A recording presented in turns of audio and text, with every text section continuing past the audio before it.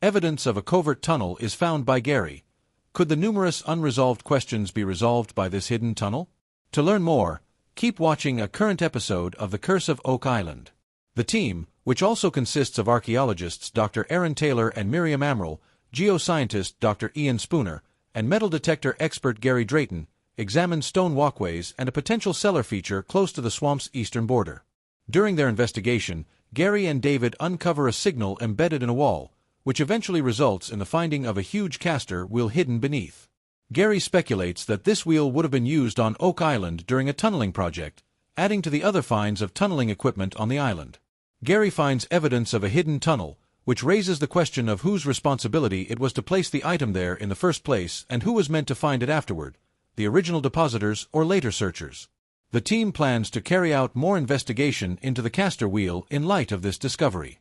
In the vicinity of the marsh's eastern edge, metal detectorist Gary Drayton and the rest of the team are searching for stone pathways and a possible underground structure. Along with Dr. Aaron Taylor and Miriam Amaral, the team also includes Dr. Ian Spooner and other archaeologists. In the midst of their excavation, Gary and David find a signal in a wall, so they ask Aaron to assist them in extracting it. On Oak Island, Gary thinks there may have been a tunneling operation, and they discover a big caster wheel that may have been used in such an operation. It is unclear whether this find was left by depositors or searchers, as it adds to the body of evidence of earlier tunneling tools discovered on the island. The group wants to store this discovery away for later investigation because it has caught their attention.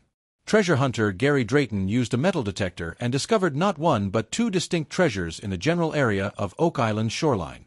In his first discovery, Drayton and his team found a button from an officer's uniform from the 17th century, although it is unknown to which branch of the armed forces it may have belonged.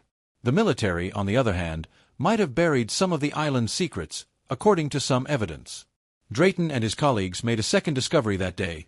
Not too far away in a woodland, they found a tiny coin buried in the ground that they suspected to be another Merav from the 17th century, similar to one found at the end of the previous season.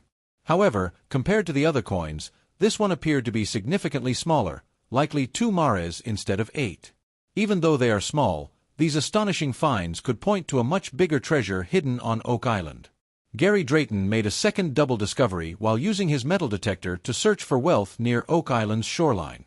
This time, Drayton and his team, along with Rick Lagina, the team leader from Oak Island Unearthed, uncovered 2 King Charles II Britannia coins from the 17th century buried beneath the rocks and pyrite scattered along the shore.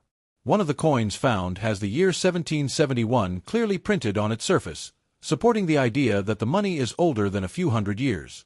These 17th century coins, where did they originate? Could they have been dropped accidentally by someone searching for buried treasure in a hurry?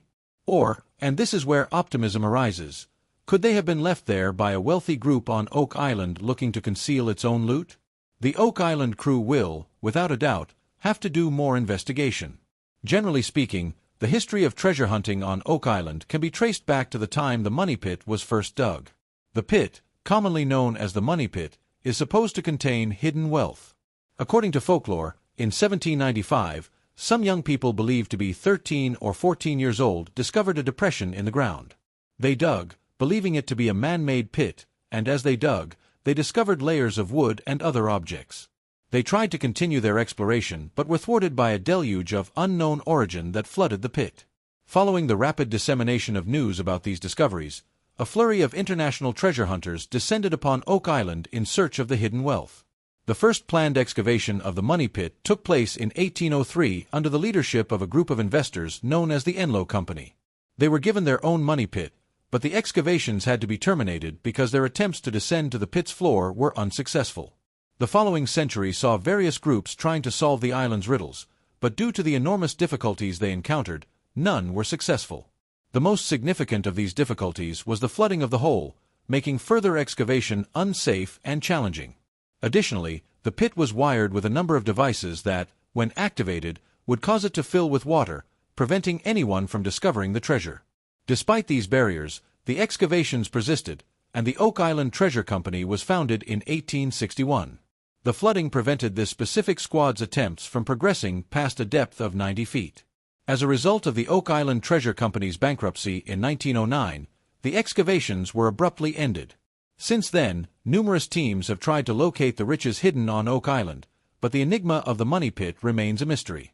The discovery of the money pit and the initial excavations had a significant impact on the evolution of the island's history and the ongoing search for treasure. Even with the challenges and roadblocks encountered, this remains true. Despite the various obstacles and disappointments that have emerged in the centuries-long search for riches on Oak Island, the mystery surrounding the location continues to fascinate people. The quest to unravel the mystery has recently been taken on by new entities. In 2010, the Oak Island Tourism Society was founded to preserve the island's history and encourage tourism, the most notable change in recent years. The Oak Island Archaeological Society has played an important role in raising public awareness of Oak Island and the treasure hunt, actively participating in several archaeological digs on the island. Get on the mailing list right away to learn about fresh information and surprising findings about Oak Island. The Laguina brothers will probably receive the lion's share of the treasure, first of all. Their ongoing search of Oak Island is authorized by the Treasure Trove License, which allows licensed treasure hunters to legally keep 90% of any wealth they uncover, according to government regulations. Marty suggests that if a sizable treasure were found on Oak Island, multiple claimants would likely surface, arguing that they had a right to its contents. These claimants may rely on elements such as their residence, ancestry, or other factors to support their claims. Undoubtedly, many people will try to get their hands on at least some of the fabled riches, but it is impossible to say who, if anyone, will be successful. The Laguina brothers and the government would both have legitimate claims to at least some share of the treasure, making them the obvious choices as at least two of the recipients. However, it is impossible to predict if such a situation would ever arise. The team of researchers in the Curse of Oak Island is shocked by a stunning revelation. For additional information, watch the video after this one. In Episode 4 of Season 11 of The Curse of Oak Island, the group drills further in an attempt to locate the treasure. The Oak Island team continued their quest near the money pit, investigating a misplaced tunnel. Their latest discoveries raised questions about whether they would finally identify the lost treasure or require further attempts. Utilizing contemporary technologies, the crew resumed their work with additional sources for consultation. As they progressed, Alex declared the drilling operation at D5, noting that the tunnel might contain significant metallic substances. Examination of its contents suggested a Western orientation toward the baby blob.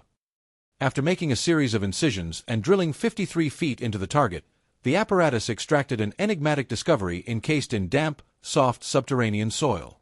Prior research indicated that this type of soil typically signifies proximity to a tunnel. Meanwhile, a team member convened a meeting in the war room with a Dumas Contracting Ltd. representative to discuss recent developments. The company's new information prompted the team to resume their work after suspending a task. Eventually, drilling and excavation regulations were sanctioned by Nova Scotia's Ministry of Labour, allowing Dumas Construction to deepen the garden shaft.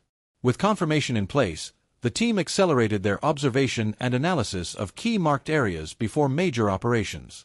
Metal detector specialists Gary Drayton and Peter Fornetti investigated the shoreline of Lot 5, searching for iron, historical artifacts, and other treasures.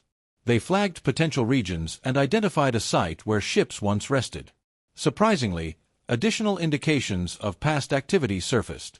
Since Oak Island's treasure has drawn exploration and public interest since its discovery in 1795, it's possible that clandestine activities, such as the burying of lead barter tokens, 2,000-year-old Roman coins, and Smith's Cove's lead cross, are linked to past events. A granite slab, erected at the center of Lot 5, appeared to enclose something beneath the surface. Additionally, near the shoreline, a circular depression from the late 1600s resembled the garden shaft. Upon investigating the flagged regions, the metal detectors confirmed the presence of metal beneath the ground. Excavation uncovered a cribbing spike, a key component in Oak Island's construction. Another location yielded the handle of a snipping instrument, reminiscent of the 1970 discovery of hand-forged Spanish iron scissors by Dan Blankenship. Both artifacts were carefully bagged. Approximately 50 feet from the shore, archaeologists excavated a rectangular depression associated with the garden shaft. Helen noted its rarity, marking her first time addressing such a feature in her career. The foundation's deep burial suggested an intentional effort to conceal it. Jack assisted in sifting through the excavated soil while drilling continued 100 feet into the money pit region. A pivotal revelation emerged in D5N27, where evidence suggested the presence of an additional structure extending eastward. The newly discovered tunnels would appear more robust and closer to the surface than initially anticipated. At 101 to 95 feet into the drilling process, the machine extracted a large mass of moist soil containing scattered materials and wood, confirming a second tunnel east of the garden shaft. The team would have made further discoveries, but their time had run out. The Dumas Contracting and Irving Contracting Ltd. teams then stepped in with heavy machinery, including 100-ton cranes and a 3-ton hammer grab tool. While the companies began assembly, Alex and his team explored a new borehole east of the garden shaft, designated C5N27, to investigate the recently discovered tunnel. Estimated to be 7.5 feet in diameter and over 100 feet deep, the new drilling operation aimed to construct a robust conduit beneath the garden shaft. Due to time constraints and safety measures, certain areas were off-limits for observation and analysis while construction progressed.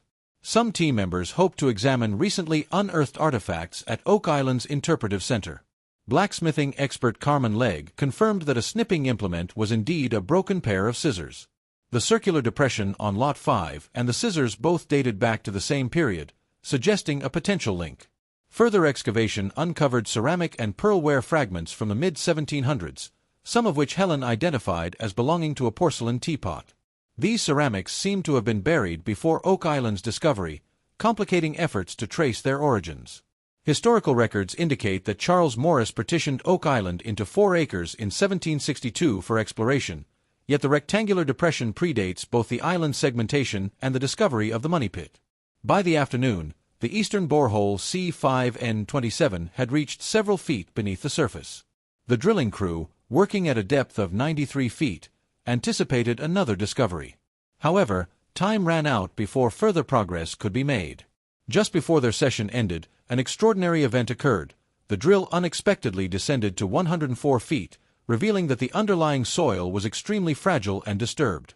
At 111 feet, they discovered a wood-filled core, confirming the presence of a tunnel. The lower portion of the wood was in excellent condition, and its irregular pattern suggested it had been crafted by hand rather than modern machinery.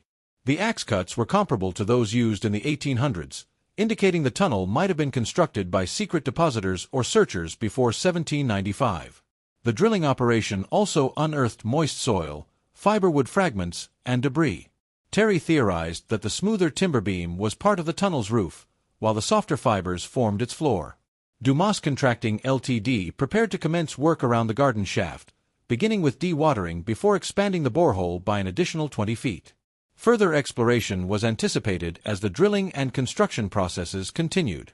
The episode concluded on a melancholy note. Time had run out, limiting discoveries for now. However, the findings from the C5N27 borehole, metal detector team, and archaeologists would undoubtedly prove invaluable for the ongoing treasure hunt. Make sure to subscribe to the channel and like the video.